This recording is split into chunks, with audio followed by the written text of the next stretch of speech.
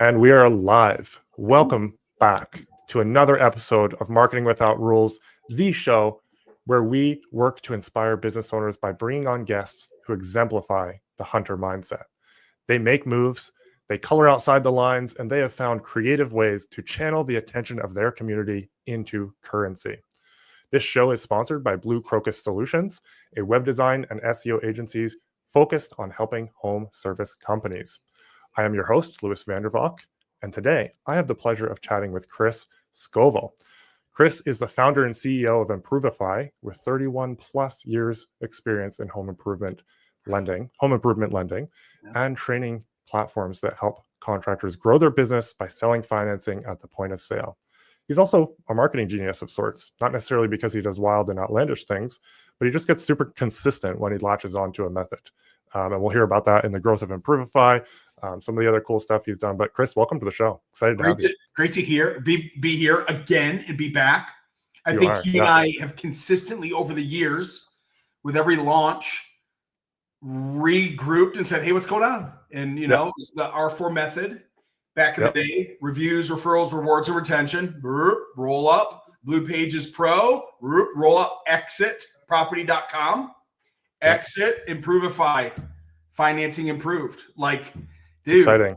Boom, boom, boom. All these years. Yeah, it's been cool to watch you because I think we've been connected pretty much as long as I've been in the space since 2019. It was very, very early on. And watching you kind of go through the roll-ups, as you say, which inevitably lead to another grind session, another grind season for you. So talk a bit about, we were just chatting off air and then we were like, we better go live so that the good stuff happens here. But you have grown Improvify incredibly fast and grown a team. Give people a snapshot of that. And then we'll dive into a fire round and then we'll just.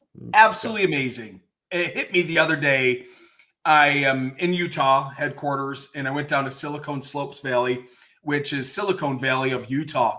All the tech companies are down in Lehigh, and I'll leave the name out. This large company down there invited me in for Voices of the Industry, a very special training that they do every year for about 30 select companies and people.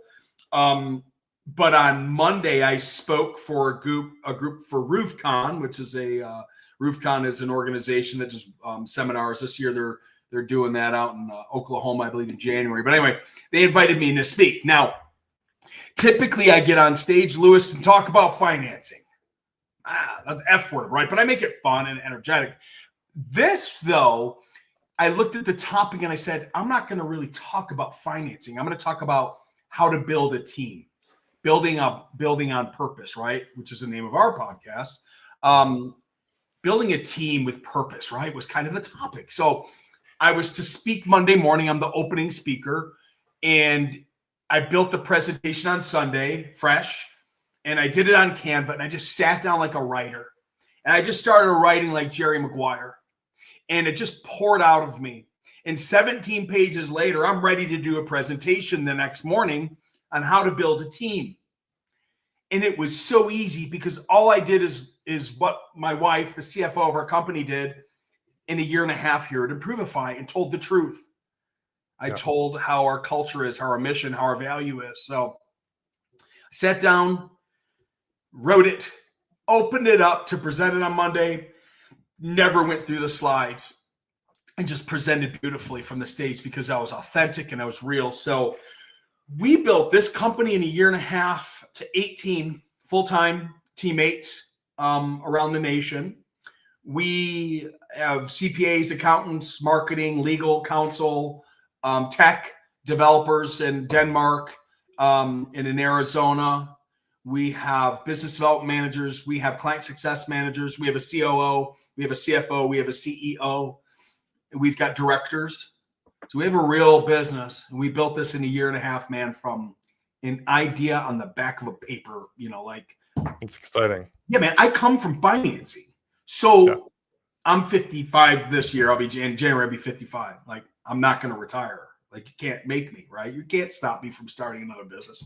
But I started at zero, like no money, no capital, no venture capital. No one ever gave me a playbook on how to build this. But what I did do to build the business, which is very interesting for your clients and your your pros that are watching this right now, is do what you do plus the other things that they're not doing.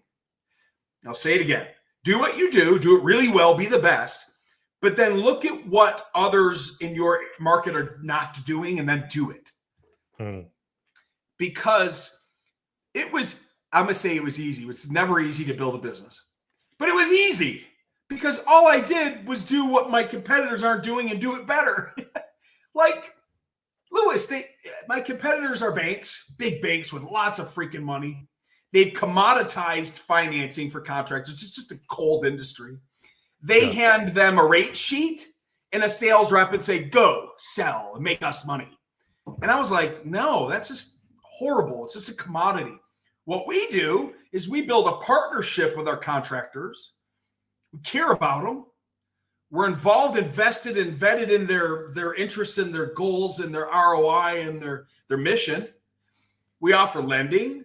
We offer training to help them launch financing and handle obstacles and objections that come along the way through a university I built. We give them support, which is a deal desk and client success managers, somebody to call and help them. So somebody to call.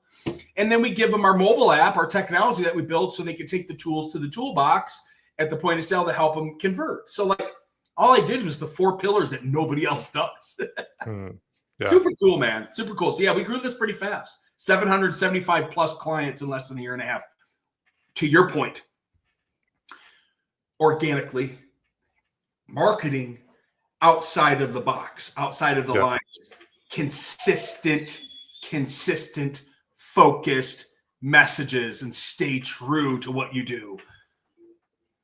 It's a big deal. It's a big deal. And to your point about being 55, you don't look a day over 35, Chris, and you bring the energy of like a 25-year-old. So maybe when I grow up, I'll have your energy. Don't grow up. No, that's the secret. Don't grow up. Yeah, that's the secret, right? But it's been fun to watch. And I know, you probably haven't shared half of it on social media, but I could, being a business owner, I could tell you were in the trenches there at the beginning, and you were just putting in the work. You shared some of your stats of your calendar. I think when you and I had jumped on a couple of times, you were like, "Got to run, man! I got 20 other calls today." And it was so hard. Do you know what was hard? Because I thought I had to do everything. I had to do the sales calls. I had to do the negotiating with the lending. I had to build the partnerships. I had to manage the partnerships. I had to handle the problems. I had to handle I tried to do everything myself. The moment that we started scaling controllably, now there's scaling and with control, that's super important. We started bringing a team in and I started letting go is when we really became a company. I'm not stressed out anymore. Now, yes, I had a back-to-back day yesterday. It started at 5 a.m. and it ended at 5:30 p.m. 12 and a half hours, no lunch break at the desk. Well, I was out of the office for 4 days. Yeah. And I had stuff I had to do. But I can go on a 5-day vacation now and the company runs. Yeah, that's exciting. Yeah. It's exciting. So if you were to, let's say you were going to start a company right now, today, what would you do? If you could just boil that down really quickly for someone. Let's say ground zero or what I do or a trade.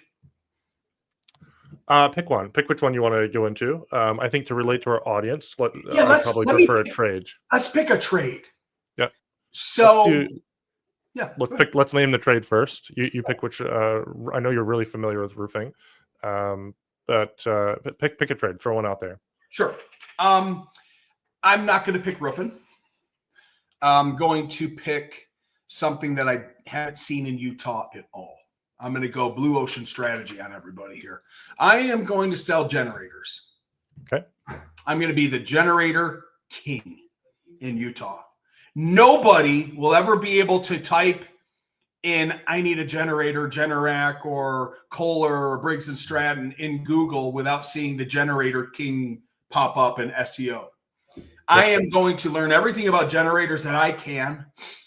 I am going to go out there and find the pain points of what people face when their power goes out up in the mountains where they don't have it. I am going to figure out how to diagnose issues if something needs to be repaired or replaced with them. And then I am going to be the fat dancing bear to attract more attention to the generator world than anybody's ever seen. I'm going to bleed generators.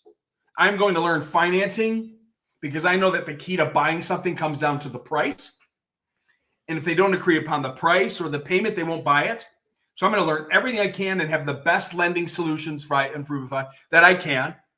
So I know that no matter who I face at the point of sale, they'll never say no to me over the price or the payment because I have the solutions. So now all I really need to do is market, knock on these doors, explain the problem, provide the solution, and be the generator freaking king in Utah. I'm not going to do the entire state, though. I'm going to take 5 miles. I'm going to become 5 mile famous. And then I'm going to replicate to the next zip code. And then I'm going to replicate to the next zip code. I call this the Truman effect. Yeah. The Truman bubble.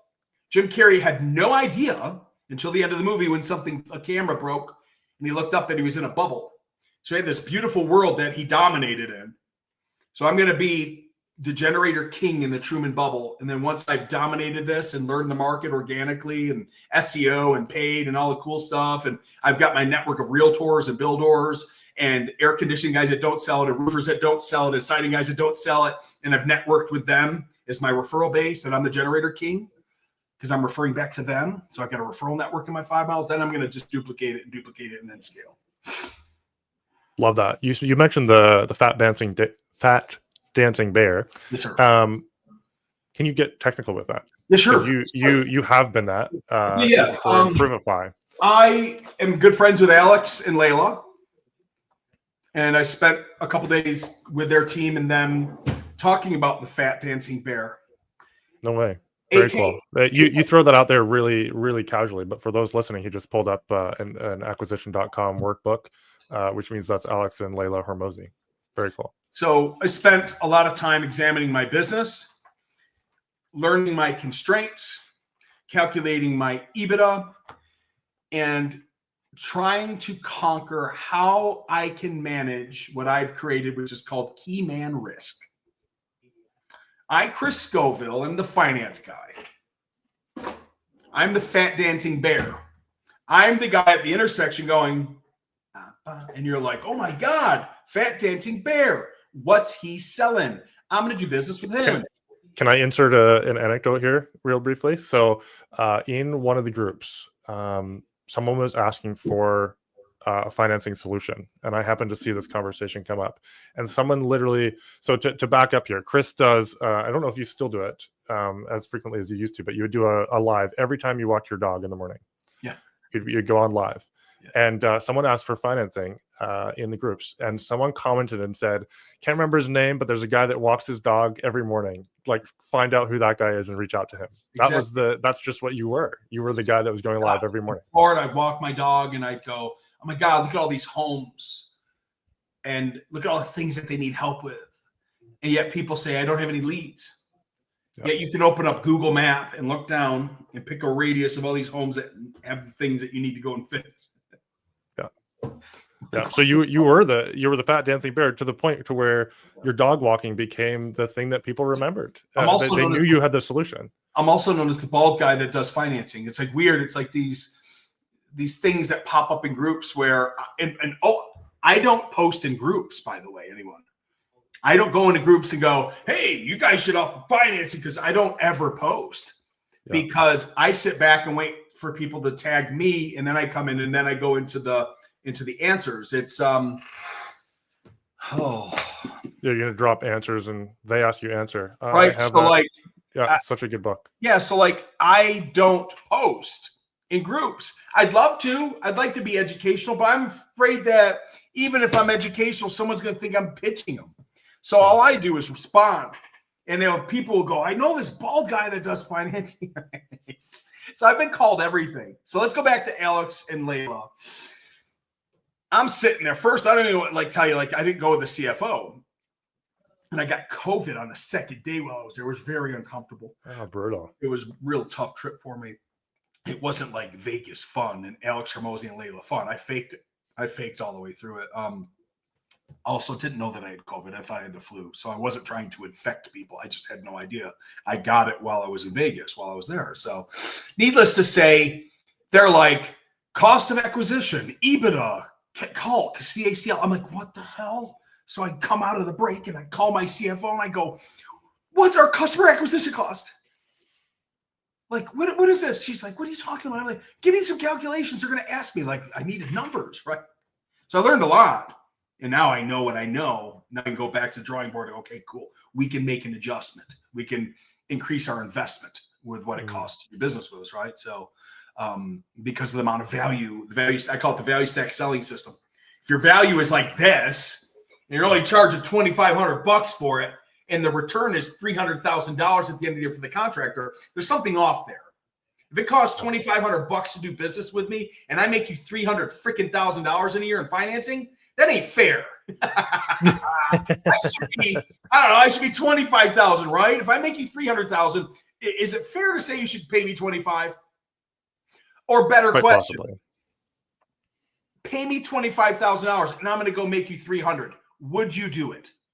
Yeah. When I say I guarantee it, I'd do it. right? Good. So it costs $2,500 for me to make someone $300,000 in a year. Yeah. It ain't fair. Yeah. But anyway, needless to say, what we offer is too much for what we charge. It's okay.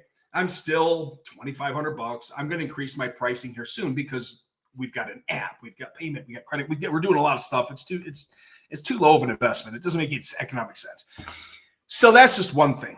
Let's get back to Key Man Risk, the fat dancing bear. So here I am. I built this company, Improvify, Financing Improved, right? Kind of a weird name, but whatever. It's modern. It's cool. I love it. It's very catchy. Yeah, it's fun. We got a cool little logo we got a new logo. Ooh, I like that. With a little dog, and it says, I like the little dog. Yeah. Funding fetched fast. Like, we've rebranded. This now is my finance company, and this is our brand logo. So we've done some interesting things in our branding. Needless to say, I'm the fat guy at the end of the street dancing to get the business. So it's called Key Man Risk.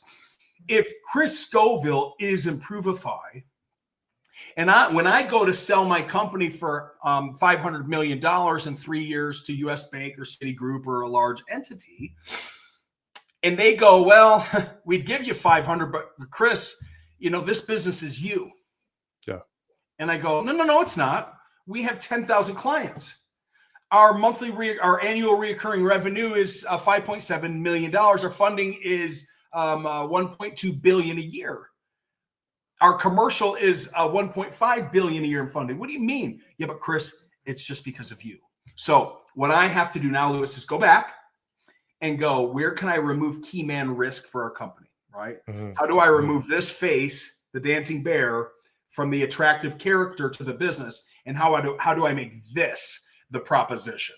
So Alex Tramosi is Key Man Risk for acquisition.com. Yeah. Yeah.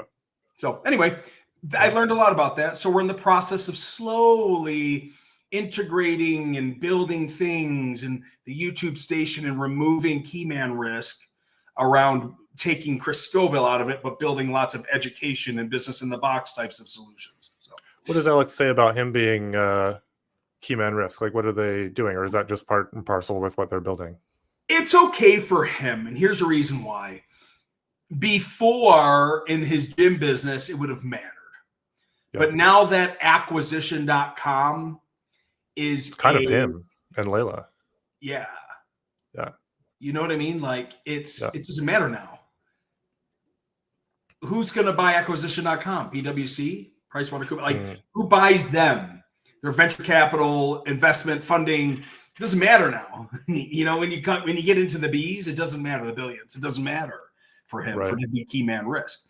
So, but he's also scaling a really big C-suite, and he's also bringing the best of the people that I met, man. His C-suite are so talented that acquisition.com is going to be the name, and he could be an outside consultant someday, and people still trust acquisition because it came from Alex Tramosi.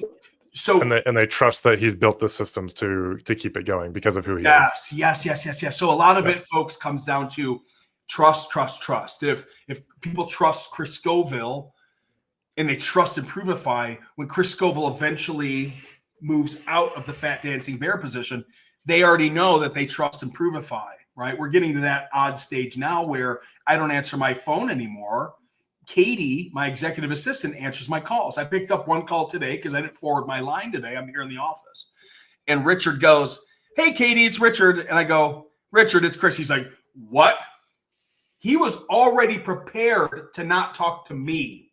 He was prepared to talk to Katie, my executive assistant. But when I answered the phone, he was shocked. He's like, "Dude, you're answering your phone?" I'm like, "Yeah, what's up, man? How can I help you?" Like, so we're getting to some interesting transitional phases already in a year and a half in. That's really cool. So going back to key man risk and the fact that you're still there and transitioning out, I think a lot of our listeners are going to be there for some time, right? So you talk about becoming the generator king in the area. I like to get tactical in these episodes. Yeah, let's do our best. Let's list off.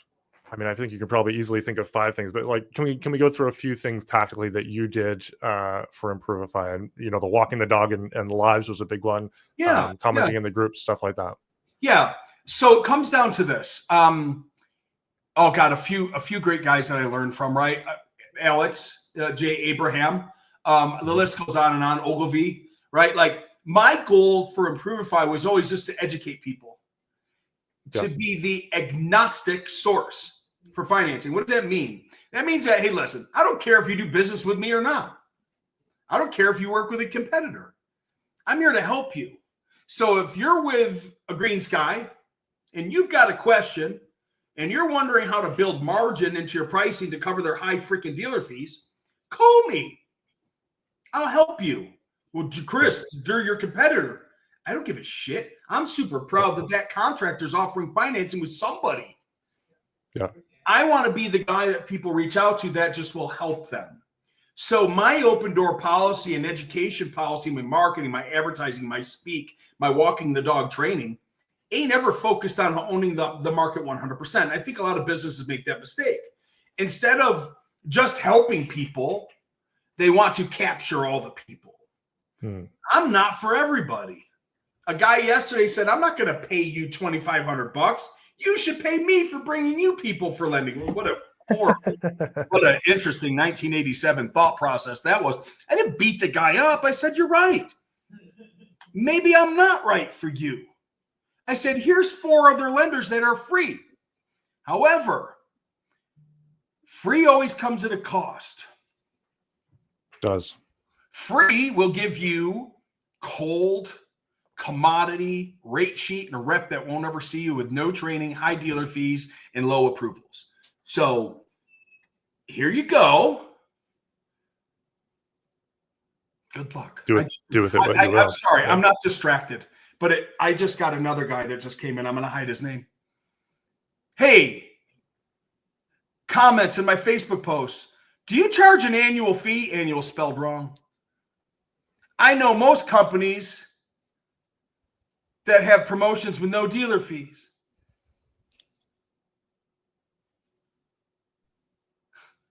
They're free. After I get off this call, I got to do exactly, guys, this is real. I can't fake this. This just came in. This guy's already saying, "Why do I have to pay you?" Well, if you work with me, you'll freaking see. Yeah. We're live here on the Chris Show with Chris, live in his office, taking messages. It's a real thing. It's nuts. So it literally, I'm just saying it, and it just came in. So how did I do it? Consistent, all the time, everyday post, videos, education, teaching, training, supporting, helping, consistency. I've got posts that pop up in these Facebook memories from 7 years ago, and I'm saying the same shit. "Hey, it's Chris." I'm just saying it a different way now because I have different products and programs. I got my own company now.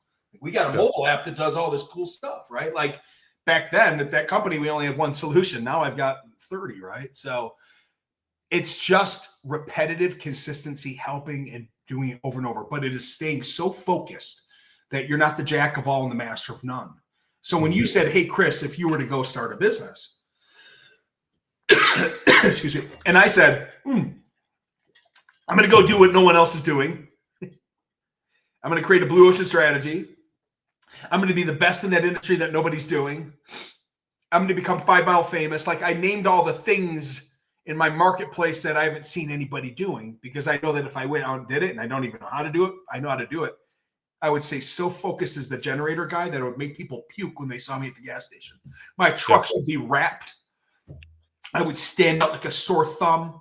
Maybe my truck is lime green with a white and black logo on it that says generator guy. I don't know, but I just know I would be so focused on generators that when I pulled up for a realtor meeting in the morning and I went in there, I'm like, you guys, I'm the generator guy. I gotta help your homeowners. They just bought a house. They're up on the mountain. The power's going to freaking go out. How can we help them through you? Because you're the realtor that sold them the freaking house with no power. You're the realtor that sold them the house on the hill that dies with no power. They're going to be mad at you and give you a 1-star review. Let's make them a 5-star review. What do you mean? If when you sell the house, just introduce me and I'll come on over and I'll tell them why they need a freaking generator that's going to go up because the power's going to go out up there. And I'm going to make you look like really good. You guys, I just gave you a referral program. I feel attacked that I'm not even a realtor. So that's a great strategy. What I wanted to segue to. I just want to help everybody, right? So so Bob Berg was big for me in that. Really had a big switch for me in 2020 when I read the book, The Go-Giver. I know I talked about it here before. Why do you want to help people? Like, why are you not just out to own your market and take everything from everybody? It's just my core philosophy that, and I'm a Christian. I mean, I'm not talking about religion here. It's not about religion, but I just think that if we do good things and we're good people and we do it real and we help people, that the money's just a byproduct of being nice and helping, right? And like at the end of the day, we've got a credit repair business that we've just launched. And the guy that runs that business and I were talking about it today. And we met back in 2017 at a group down in Texas that we're part of. And a lot of those guys that spoke on stage are now in jail or out of business. They were all gurus. I think I know the group. They're all gurus. They've all gone on to different things so many different times. Yeah. Well, a different philosophy back then. I was building my first company called R4 Method, and I wanted to learn everything about funnels and all this stuff. And I was looking up to these guys like they were God. It was so weird. But I learned enough to go, I stayed focused on what I do, which is financing. These guys have been through 6 to 7 different things and have lost everything. And it makes sense to just do the right thing for people. And the market will come to you if you do the right thing. 100%. My dominating ability in the finance world. Yes. Do I want to win? Yes. Do I expect everybody in the United States to do business with me? No. Would it be nice? Yeah. But like, dude, that'd be 750,000 contractors enrolled in my program. Come on, man. It's not even feasible. Yeah. Let's go back to you already kind of segued into a topic and I pulled you back out, but let's go back into the referral side of things. Sure. You just laid out the whole thing with realtors there as Generator King. You're not even in this business. You came up with it on the fly. Maybe you are thinking about going into generators. I've never thought about it. This is all like, I looked outside, I saw that it's windy and I was like, shit, what if the power goes out? Yeah. So you can see Chris is thinking about this stuff all the time, right? And so he's walking into that realtor meeting or that networking meeting, and he's making those realtors be like, oh crap, like he's right. We gotta do something here. That's a solid referral strategy. Let's talk about 3 other people you'd refer or you'd want as referral partners and get tactical on that again. If you can. So, okay, good. So realtors. All right. Let's think about the trades, people out there that fight the same fight that you do, have the same emotions that you do, right? So who's easy to connect with? People that have been through what you've been through and people that are going through what you've gone through. Seems like a very interesting and easy relationship to start with. So if I'm in the generator business and there's air conditioning companies within my 5-mile famous bubble, which we call the Truman Show, they don't do generators, but they do install heating, duct, and air conditioners for homeowners. But they also suffer the same marketing, people, training, scaling, OEM, distributor issues that we deal with, cost of rising and goods issues, financing issues. Wouldn't that be a great person to call and say, hey, man, I saw your HVAC truck the other day at the gas station. I'm the generator guy, man. And listen, are you the owner? And yeah, man, I'm the owner. Look, where do you have coffee in the morning before you get your day going? And they're like, right down at Jimmy Bob's Donuts. It's awesome. I know right where it is. let's meet there tomorrow morning at 7:30. I need 20 minutes of your time to see if we can help each other. What do you mean help each other? Well, I don't do HVAC, man. We do generators. And you do HVAC and generator. I think we might be able to help some of these people. And I want you to learn about how I treat people at the point of sale so you're comfortable building a referral program with me. Okay, that was fucking hard. Excuse me, you can cross that out. That was so hard to develop that relationship. Yeah. We suffer the same problems. What are they? We're in the home service business. So we feel the same thing. Yeah, man, you and I feel the same thing. Cool. We got some shit in common. Where do you get coffee? I don't drink coffee. Great. Well, where do you drink water in the morning? We're going to establish a place to go meet because I got to meet you so I can help your people that need help. And you need to help my people because I got no HVAC people to refer to. Yeah. That would be one group that I would attack. So we got realtors. I mean, those pretty much work for, and he's talking about it as a generator company, but think about anything, plumbing, junk removal, demolition, you all deal in the home service space. And so do 10, 15, 20, 30 other types of businesses. They're all referral partners for you because you're all touching the same people and you may as well touch them with multiple solutions. When you say junk removal, are those the haul for less? Yeah, so 1-800-JUNK is an example. Okay, good. Yeah. So I would assume a lot of your guys have very colorful, clean dumpsters. That's the idea. That's the goal. Yeah. And then they have a mat underneath that protects the driveway.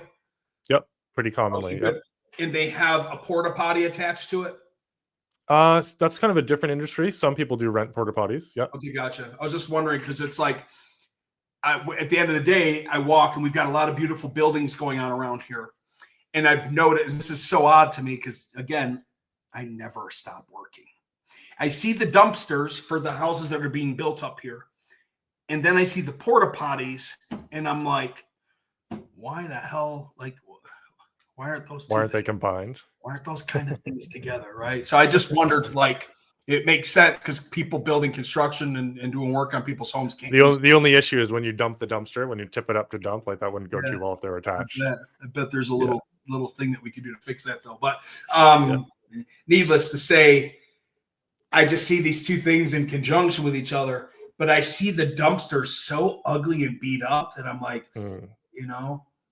So I know a guy who rents dumpsters, and he has partnered with the roofing companies. He basically brands a dumpster with their brand. Yeah. And then he's the guy that services it. So he got them repainted and lettered with his roofing company brand. Yeah. I think he's got several in the fleet that he uses. It makes sense because he's busy all the time. Roofing guy's not in the dumpster business, and the dumpster guy's not in the roofing business. No, and it keeps the roofing crew because I worked building, so like framing. And at the end of the day, you'd have to go fill the trailer up and take it to the dump and bring it back. That's hour and a half, 2 hours of time for two solid guys on your crew that could be, mitigated by just. Have they ever co-branded? That's what I'm saying. Okay, I don't know if it's co-branded. I think he went all out and he branded it entirely for the roofing company. Okay, good. So it's like private labeled. Yeah. And he services it, so it's like very endearing of his brand to the roofing company. That's intuitive. I really like that. Wow. Yeah. Interesting. Yeah. So he's pretty much bought their business for life because he's gone all out to brand it for them. We also, like in Florida, I don't know this. Our garbage cans smelled. Brutal. Yeah. There's a big like the power washing guys are starting to start up things where they do the trash can cleaning. Yeah, I saw that and I'm like, man, there's a business just sitting there because we in our county here in Wasatch, they give us the city thing, but nobody's coming around cleaning my can. Yeah. And I don't have a pressure washer anymore because I moved out here, sold all my tools, and my can's getting kind of gross. Brutal. And I'm like, why isn't somebody coming around with a door hanger saying, hey, we clean your cans. Yeah. We can clean. We can clean. Oh my God. This is no longer marketing without rules. This is business hatching ideas. Oh my God. No, this is all marketing. Guys, your marketing has to be so blue ocean strategy, differentiating factors, hard left turns. Your marketing should always be the purple cow. Your marketing should be you're going down the road And you see every cow is the same. It's black, it's white, it's brown. It's black, it's white, it's brown. And boom, you come over a hill and bam, there's the purple cow that makes you just stop your car, freak out, take pictures of it. Oh my God, it's the girl in the red dress at Matrix. And you're like, why aren't we different? Why isn't my dumpster business and my junk hauling business different? What could we do different that our competitors aren't doing that'll make us stand out? Are we kinder? Are we gentler? Are we priced higher? Do we deliver more value? Do we show up differently? Do we clean differently? What's our exit strategy when we leave? Do we go back and take pictures of the driveway to show them that we did not we didn't break anything? I don't know. I don't know your business, man, but I know that if you can think differently, outside of the box, look at what other industries are doing and bring what they're doing into your industry. And I'm not even talking about home improvements. When I wanted to go back and start training my contractors about financing and use different words, I stole from Amazon. I said, we make home improvement lending Amazon easy. What the hell? Because you go to Amazon and buy anything and it's easy. And what happens purchase. When you get to the bottom of the checkout, we give you buy now, pay later options. So I literally looked at Amazon and said, I'm going to coin that phrase. I'm going to train all year long to make financing easy for home improvement contractors. And when they get to the checkout, it's going to say buy now, pay later on people's websites because that's what your consumers are used to seeing. I bring stuff from outside the industry into my company all the time that have nothing to do with financing. But people are used to that and they understand the story. And stories stick and stories sell. Go outside of the box. Bring things in that you're seeing that you love into your industry and be different. Be the purple cow. Yeah. Be the purple cow. You talked about money. I think money is a marketing play. And there is a lot that can be done marketing around the financing side of things. That's what you live and breathe. Anybody who follows Chris, you should follow Chris because you're going to get this high energy chaos that he brings that's so focused on training about financing. Let's talk about financing. Cool. Why do people not offer financing? And what's the cost of not offering financing at the point of sale for any home service industry, from roofing to, I think this applies to junk removal as well. You know, some of the clean out to state sales can be quite costly, to plumbing, to anything. Why do people not offer it, or why do so few offer it? And what are they losing by not offering it? Great question. I just did an entire training on this with Chuck Toki. We did a master class the other day. It was off the chain. It was just so good. So why don't they offer it? Well, and I'm going to say this in the nicest way. So if you're listening to this, don't take this negatively. It's just a word. Don't let it hurt your feeling. Ignorance. But ignorance is such a weird term. Ignorance is like, did you just call me ignorant? No, I said ignorance. We fear the things that we don't know, therefore we stay away. We do.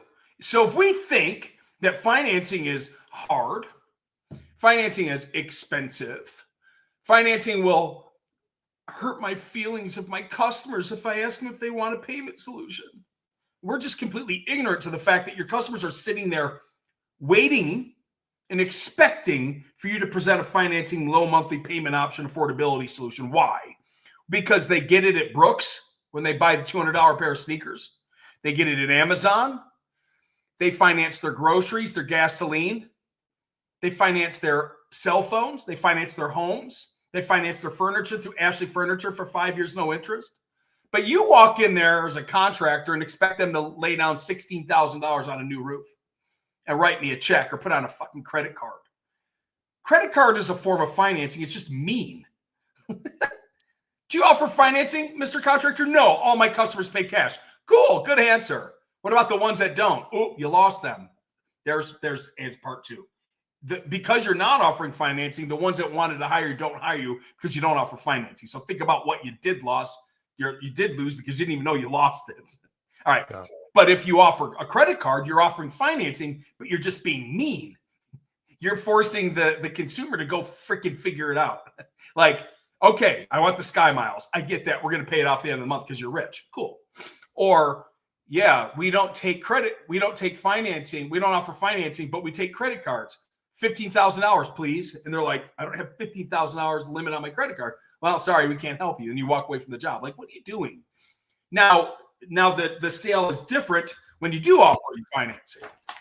So now we know what you lost. You lost everything you didn't know that you lost because you're not offering it. You don't have the offer, the marketing, the SEO, the offer on your website, the attractive character in the room, which is affordability. But if you had a consumer credit center and you had experts to help you with your needs and your logo was here and you offered 18 months, same as cash, no interest, no prepayment penalty, or offered low monthly payment options to 20 years, no prepayment penalty at the point of sale by scanning the QR code with a soft credit pull, and in 5 minutes we'll get you approved up to $150,000. Or if you'd like to use the equity in your house, we could do that too. Don't you think that offer may attract more people to your business?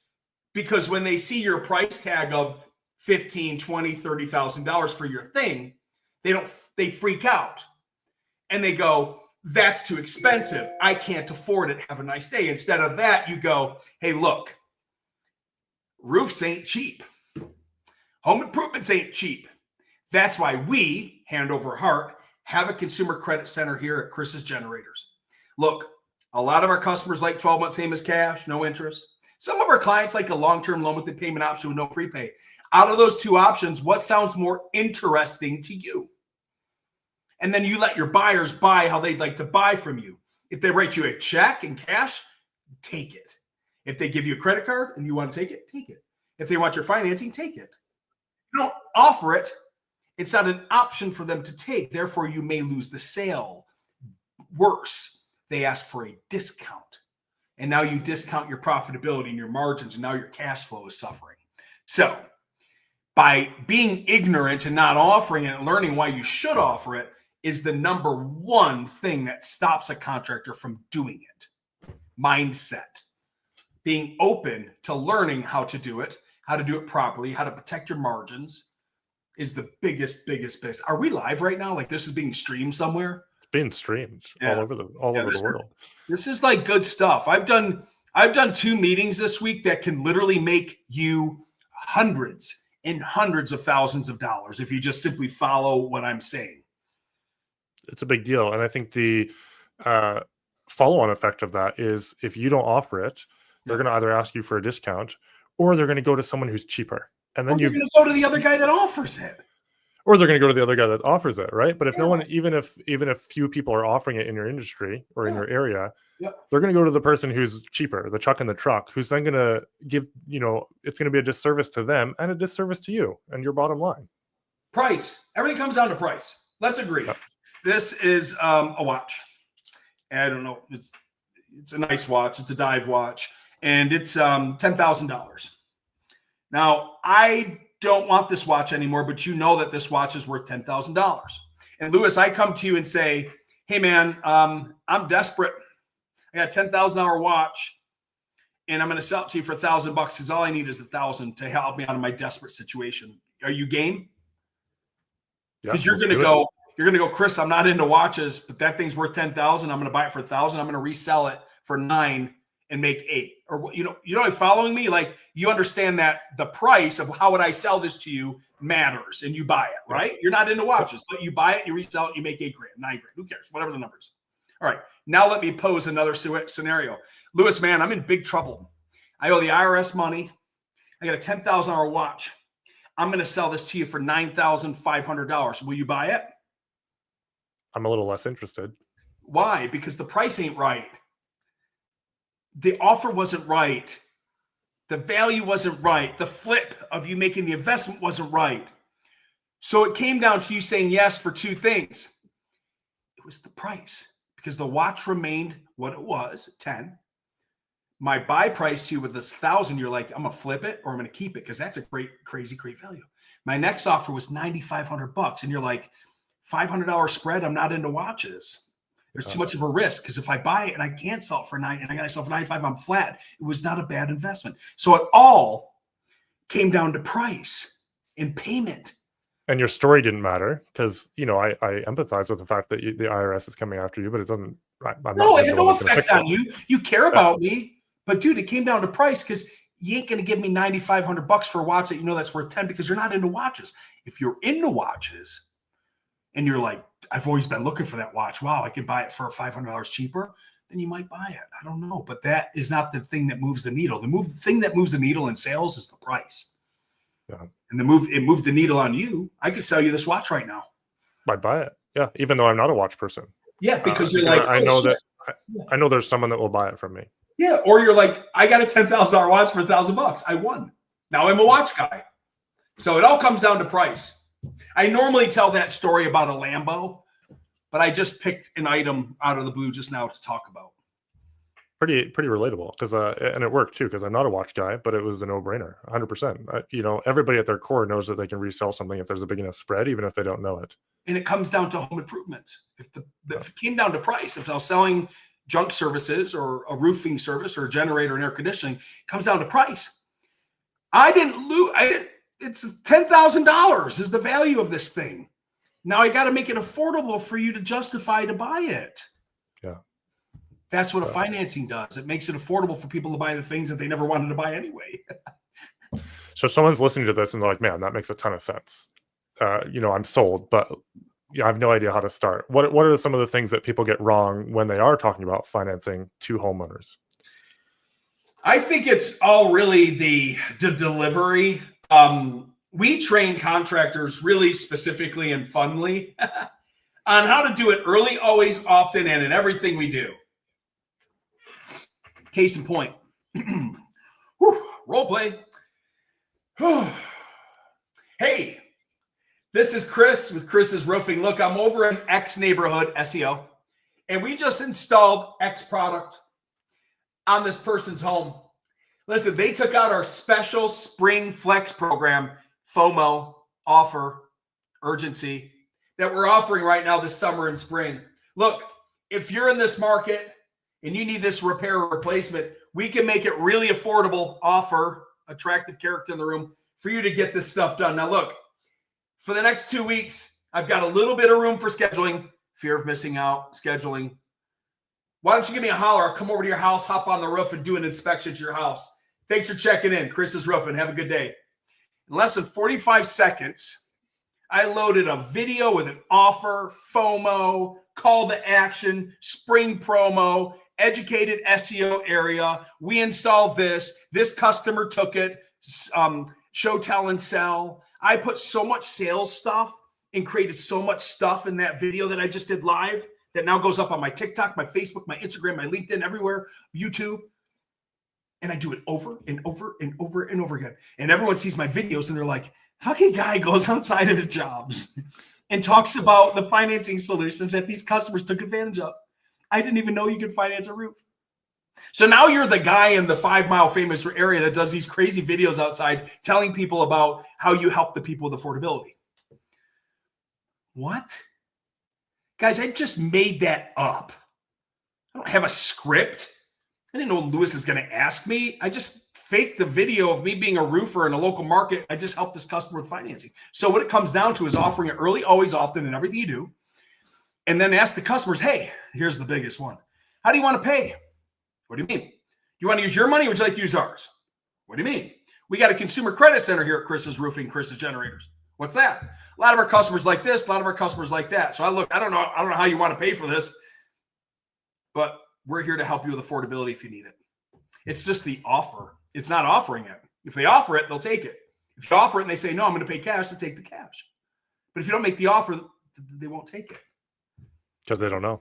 Because they don't know. What they don't know, what they don't know, what they don't know. This is exciting stuff. I think more people need to pay attention to this. Yep. I know more people need to pay attention to it. Obviously, Chris has a solution at Improvify, can help people out. Go check them out. Chris, what do you think is the biggest change that's going to happen in the next 5 years in home service? Could be anything. Well, I'm not going to say the same stuff that everyone's saying. Venture capital's coming in, buying everybody up and eating the market. Bullshit. They're coming in. They're failing miserably. They're pricing, overpricing. Local great 5-star smaller companies are taking their business because they have no idea how to run these things. These guys came in with money. They do not know how to operate these businesses. So I'm not going to say venture capital and shrinkage. I'm going to say that there's going to be some modernization happening on systems and processes. I believe that contractors are going to get better with CRMs and automating, but I believe that there's going to be so many contractors that get so good at it that it's going to be creating a lot more competition and noise in the social medias and the Instagrams and the AI, right? Where you really, as a contractor, must dial in your culture, your mission statement, why you are different. So when you are presenting to these people at the point of sale, they're doing business with you because of your culture, your mission statement, and your values over all the noise. You have to show up differently. You cannot be the same. You cannot be mediocre. You have to be excellent at what you do, whether you are a junk removal pro or whether you are a roofer. It starts with your mission, your values, how you install, how you care, how you follow up, how you make sure that everything is buttoned up at the project today. Those little things matter so much in a noisy market where they're coming and they're becoming more efficient and more contractors are offering financing solutions. And the competition is getting tougher and the margins are getting slimmer because of the cost. Now, I could sit here and talk about financing for hours, but I don't want to talk about that today because credit card debt is going up. Defaults are happening. It's harder and harder to get loans approved.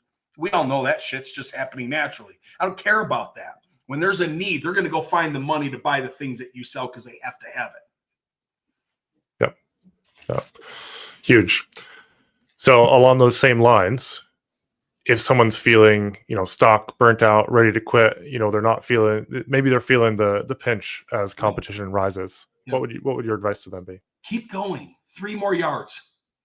3 more yards. If you truly are committed to this industry and you're feeling that, focus, dig in deep and go 3 more yards. I've been 3 yards shy from quitting so many times in my life. This business, 3 yards, my wife said, keep going. What do you mean, honey? I'm just working. Yeah, that's all you're doing is grinding and giving away stuff for free. She goes, build a training program. What are you talking about? I said to her. She goes, build a training program. I'm like, honey, what are you talking about? She's like, you're a doctor. She was a nurse at the time, so she could relate to the story. I said, what do you mean? She goes, you've been doing finance for 30 years. Contractors love you because you care about them. She goes, build a training and coaching program where you fly into their offices and help them build systems and processes around financing. I go, nobody will pay me for that. She goes, build the program. She go to work. She came home. I'm grinding. I'm doing demo calls. I'm getting people on. Did you build it? No, I'm busy. Build it. Took 2 weeks. I built the program. It was $5,000 for me to fly in and spend a 9-hour day meeting with a C-suite, all financing. What's your offer? What's your marketing? What's this? Training, all financing the whole day, just $5,000. I sold 5 of them in 5 days. Wow. I said, we made $25,000 this week. She said, I told you. If you're 3 yards away from either quitting or getting there. You're 3 yards, man. I'm telling you guys, it's if you're grinding and you're finding it difficult, you're literally 3 yards away, man. Now, if you've gone the 3 yards and you've gone with your whole heart and you still are like, it ain't working, then shift, right? But you owe it to yourself and your family to go 3 more yards, okay? You do. If no one else, you owe it to yourself. You got really emotional there. I've seen some of your story. You've been through a fair bit, burnout, mental health, all that stuff, leaving company due to a non-compete. How has that shaped you today? Hugely, man. When I get up, I met the CEO of this company the other day, and they got a raise they got $300 million. They got the largest raise ever in the state of Utah. Wow. And I sat down with him. I said, I can relate. I said, I built this company. He's sitting next to he knew me. That's why I was there. I said, we built this we're funding $25 million a week. He goes, what? I go, yeah. He goes, how long? I said, a year and a half. He goes, you grew a team to 18 and you're doing all that funding? I said, yeah. He goes, he's like, with no capital? I said, no injection, no VC, and no fucking playbook. Nobody gave me the rules. But now that Tiff pushed me and we put our culture and our mission statement and our vision in the core of what we do to help contractors, we've just built a great company. I go to bed and I sleep really well at night because I know that we've never taken advantage of one person. We've had contractors on our platform that it just didn't work out for them because they're like, they didn't do the work. And we just, we part our ways. We love them. They've never said anything bad about us. We didn't say anything bad about them. We just part. And it's happened a few times. Out of 775 clients, you're bound to have a couple people that it just doesn't work for. But we don't hate each other. It just didn't work. It's okay. So it's been a ride, man. Been a ride. But it's fun. It's fun. It's fun. No, you bring that fun to everything that you do. That's right. But I've got friends from school that are retired. They're 55 and they got out of high school and they worked maybe a government job and they're retired. And I see these guys on social media and I'm like, dude, you're horrible looking. You're fat and you look unhealthy. What are you doing with your mind? Well, we're tired, man. Well, you better get up and get moving. I am not retired. I am just getting started on the second half of my freaking life. The first 50 years were just practice. I love it. I get to go play now. I get to go play the game. 50 years of practice. The next 50 years, I get to go play the game. It's going to be fun to watch. It's been fun to watch. In the small snapshot that I've had.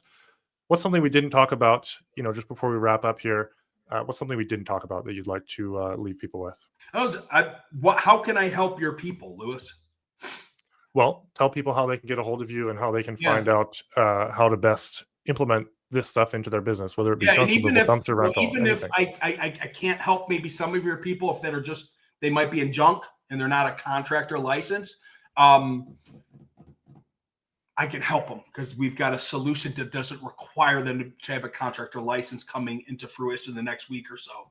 So very cool. That's going to be a lending solution that you don't have to be a contractor licensed, but your people can utilize that money. So anyway, so by the time this goes live, so we're recording this, we're streaming this live, but by the time this goes live on Spotify and everything, it will be active. Because we've run into folks that are in junk and they're not a contractor, and of course our lending partners that are real FDIC federally chartered regulated, they require a contractor license and stuff that typically the junk removal doesn't require that. So we do have a solution that we're rolling up into another company that I own and CEO of is called purpleappleloans.com. And we can run that through that division for those folks. So very cool. Awesome. So Chris Scoville on Facebook, I'll have all the links in the show notes if you're listening to this once the podcast is live, guys. But Chris, always a pleasure to chat. I feel like there's so much that we could cover that we didn't, but appreciate you bringing the energy here today. Yeah, man, it's tough. We went over an hour, and you and I, we could just do this all day. It's funny. Some people at the trade show, the webinar workshop thing that was at, I said, do you need me to speak on Wednesday? And she looked at me. She's like, no. She said, but are you prepared? Just in case. I said, I'm always prepared. I could get up right now and talk about 15 different things for 45 minutes off the cuff. Yeah. You've lived it. You've been through the trenches. You've lived it. Oh, man. Guys, as I always say, this is your reminder as we wrap up the show to go back, think about one thing that Chris talked about. Think about one thing that we covered in here. And again, this show is for hunters, not gatherers. This is not for people that are just sitting back and waiting for the leads to come to them. Go out there, take action on one thing that we talked about, whether it's the generator, the stuff we went through with the generator company, whether it's the can washing, whether it's any of the referral stuff that we talked about. There's a lot of nuggets that Chris talked about in here that if you take action on even one of them consistently for 90 days, if it doesn't work, shoot me a message. I've started, dropping this as we wrap up the shows. If it doesn't work, I'll send you $100. Like I just know this stuff works. If you're consistent with this stuff, it works. And there's no way you can fail. You got to take action. You just have to do it. All right. Awesome, man. Awesome, guys. We will see you on the next one. Chris, real pleasure. Thank you. Thank you, sir.